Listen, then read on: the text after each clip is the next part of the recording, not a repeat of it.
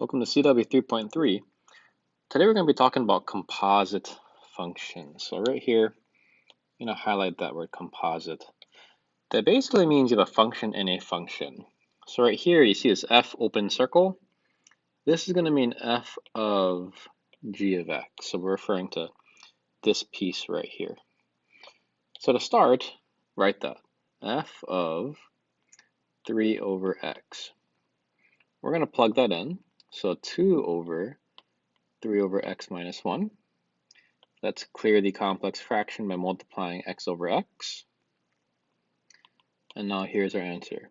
2x over 3 minus x.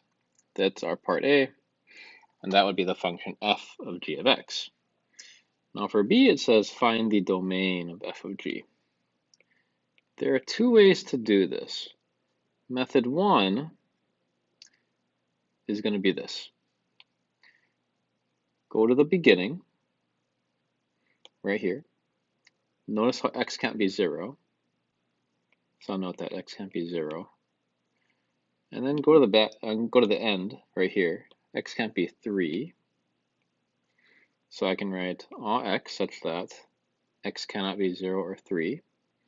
Or as an interval, I can write negative infinity to 0, union 0 to 3, union 3 to infinity. Now method 2 is a pretty cool method too. You start by writing f of g of x. You plug in g of x, which is 3 over x. We're going to note x cannot be 0 here, because I can see I can't divide by 0. But now you look at f.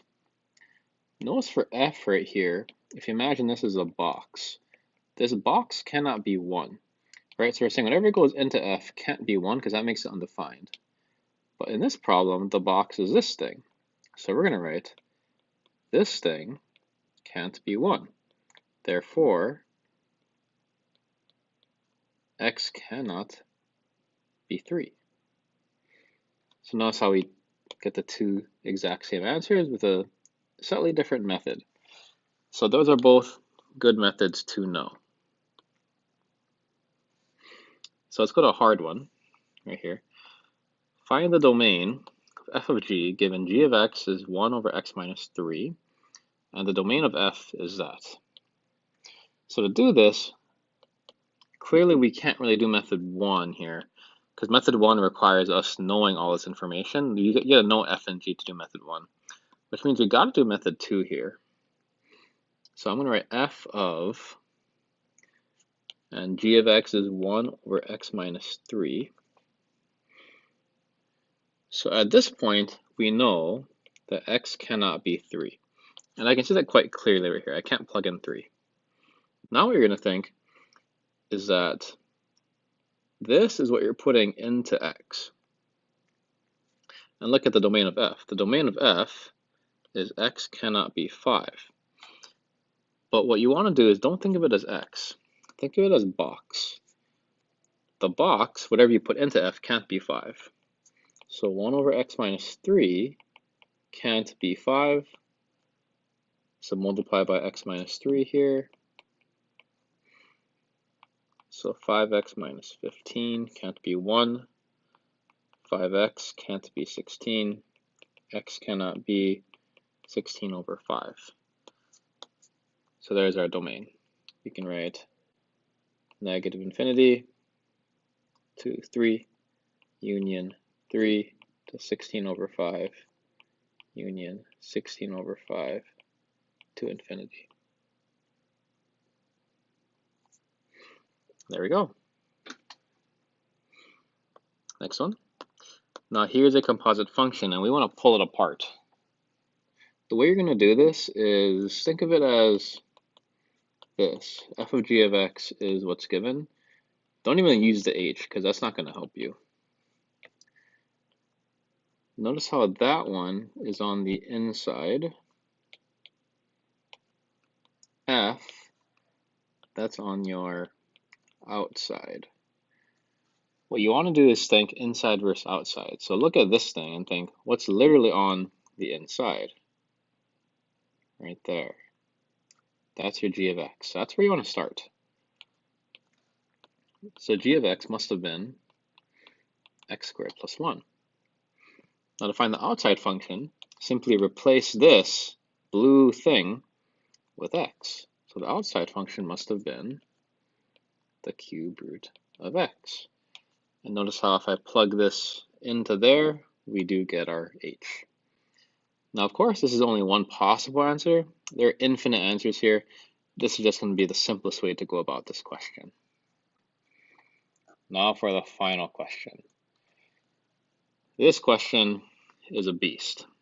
So definitely put a star on this. You're going to want to study this one. F of x is this, f of g is this, g of h is this. Find the value of h of g of f of negative 1. So don't even worry about this thing. Do this thing last. We can't even worry about that right now. What we got to figure out are the three functions, f, g, and h. We know f is 2x minus 1. The problem is we don't know g, we don't know h. So we got to figure that out first. So start right here. F of g of x is 2x minus 3. And just write that down. What's really interesting is we actually know f of x. So what we're going to do is think of g of x as an actual thing. So I know that's kind of mind-blowing, but think of the function g as a variable, and you're going to plug that in right here. So it's going to look kind of weird, but bear with me. 2 g of x minus 1. That's going to equal 2x minus 3. So again, all we do is we plug in g of x into your f function. And now look at this. Our question was, what is g of x? It's right here. I can solve for that. So let's solve for g of x. Let's add 1 and divide by 2. So 2g of x is going to be 2x minus 2. So g of x must have been x minus 1. So I'll fill that in. And now it says I need h of x. So look here. What we know is g of h of x is 3x squared. Again, we're going to think of h of x as an actual variable because now I know g of x. So let's write h of x minus 1, that's 3x squared. H of x must be 3x squared plus 1. Look at that. And now we can answer the question. H of g of f of negative 1. So let's write that out. So f of negative 1, just plug that in. F of negative 1, that would be negative 3. So now I have h of g of negative 3. Plug in negative 3 into g, that's negative 4. And plug in negative 4 into h, and that would be 49. Final answer.